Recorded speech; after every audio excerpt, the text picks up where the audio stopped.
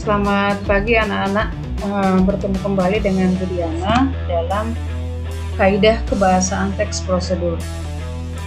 Biasanya kalau kita belajar tentang teks, maka yang pertama kita bahas adalah struktur, kemudian kita akan membahas kaidah kebahasaan.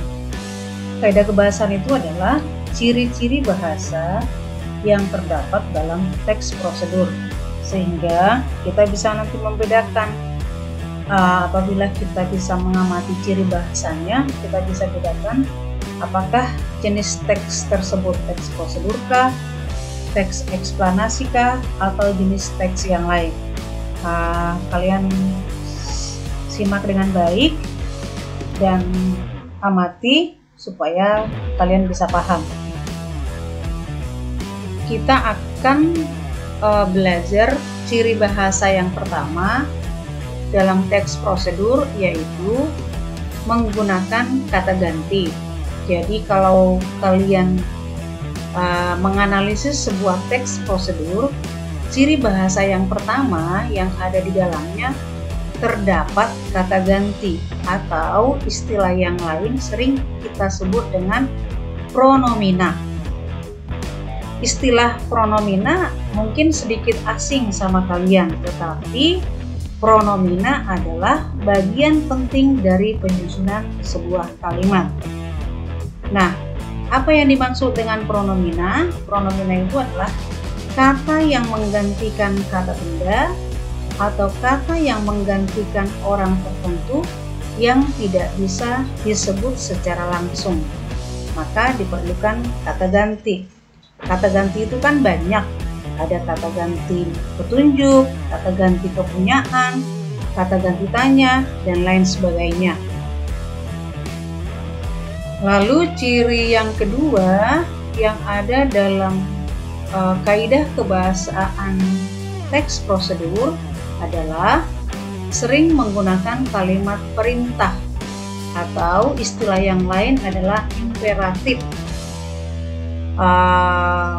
Kalau kalian membuat teks prosedur kan ada di sana itu hal-hal apa saja yang kalian lakukan. Contoh, pertama, campurkan bahan-bahan tersebut hingga menjadi adonan solid. Ini kan perintah. Kita akan mengikuti petunjuk sesuai di dalam teks prosedurnya. Lalu ada lagi petunjuk berikutnya. Setelah itu, bentuklah campuran adonan menjadi botol dengan cetakan. Nah, itu merupakan perintah yang ditulis di dalam teks prosedur. Walaupun tidak eksplisit dikatakan bahwa itu perintah, tetapi kalau kita simak dengan baik, maka langkah-langkahnya itu, langkah-langkah yang kita ikuti itu adalah kalimat perintah. Sehingga nanti hasil yang kita dapatkan kalau kita mengikuti perintahnya dari awal sampai akhir, maka hasilnya akan menjadi hasil baik. C adalah, atau ciri teks prosedur yang lain adalah menggunakan kalimat deklaratif, atau kita sering sebut dengan kalimat berita. Apa itu kalimat berita? Adalah kalimat yang berisi pernyataan. Jadi kalimat deklaratif itu berfungsi memberikan informasi tentang langkah-langkah atau tentang berita mengenai sesuatu. Nah, contohnya, kadang-kadang pecahan kaca ditambahkan. Contoh yang lain, kaca yang akan dibuat botol dicampur pasir dan abu soda. Ini adalah kalimat berita atau kalimat deklaratif. Nah, kalau kalian lihat kan, kaca yang akan dibuat botol dicampur pasir dan abu soda, kan di sini ada informasi. Jadi ini disebut dengan kalimat deklaratif atau berita. Nah, ciri bahasa yang lain adalah menggunakan kalimat interrogatif atau kalimat pertanyaan. Kalimat interrogatif adalah kalimat yang berisi pertanyaan. Kalimat interrogatif ini berfungsi untuk meminta informasi tentang sesuatu. Nah, contoh, Apakah Anda mengenali petugas? Ini adalah kalimat pertanyaan yang membutuhkan jawaban. Lalu, apakah Anda memahami kesalahan Anda? Ini juga sebuah kalimat interrogatif yang membutuhkan jawaban atau menginginkan informasi.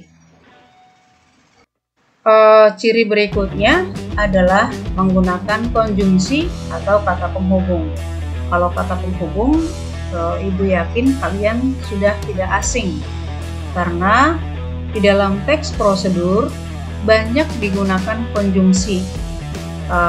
Ada konjungsi yang menyatakan urutan waktu kejadian atau urutan kegiatan, misalnya dan, lalu, kemudian, setelah itu. Ini adalah urutan-urutan atau langkah-langkah, misalnya pertama, kedua, ketiga. Ini adalah tahap-tahap.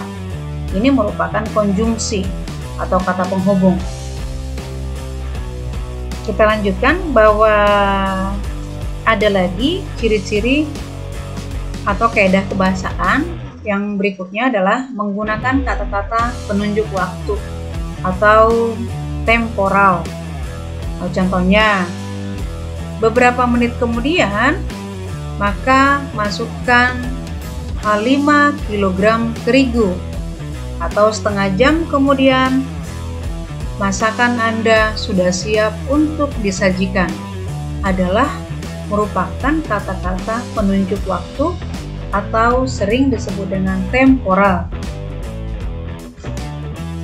Dan ciri yang terakhir, ini hampir ada pada semua teks, yaitu menggunakan kata-kata teknis. Apa sih yang dimaksud dengan kata-kata teknis? Adalah kata-kata yang berkaitan dengan topik yang akan dibahas. Contoh, kalau topiknya teks prosedur, maka tadi sudah belajar di dalam bahwa ada kata-kata teknisnya imperatif, deklaratif, interrogatif.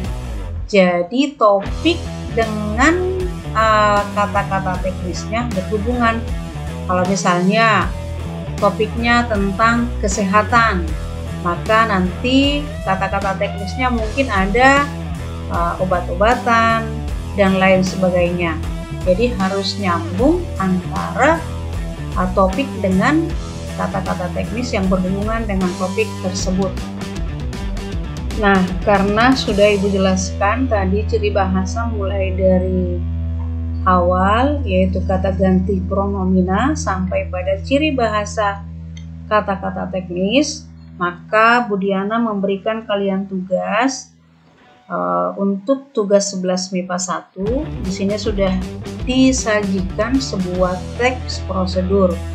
Anda baca, amati dengan cermat, lalu tugas kamu adalah tuliskan ciri bahasa yang terdapat di dalam teks tersebut. Berikut nanti dengan contohnya, sehingga kamu paham ciri bahasanya apa, lalu contohnya apa. Fokus pada teks ini saja. Mungkin tidak seluruh ciri bahasa ada di dalam teks ini, jadi kamu amati saja, lalu tuliskan ciri bahasa apa saja yang ada beserta dengan contohnya. Sama juga dengan teks prosedur yang kedua ini adalah tugas untuk 11 MIPA 2. Baca dengan baik, amati, lalu tugas kamu adalah tuliskan ciri bahasa mulai dari kata ganti pronomina sampai kata-kata teknis beserta dengan contoh yang ada tertulis di dalam teks tersebut. Nah, silakan nanti disimak mulai dari awal sampai akhir videonya sehingga kamu bisa mengerjakan dengan baik. Demikian yang bisa Ibu sampaikan pada pertemuan hari ini. Semoga kalian bisa memahami. Kalau kalian belum paham juga, nanti boleh ditanyakan langsung kepada Bu Diana melalui Google Meet atau Zoom. Tetap semangat dan salam sehat.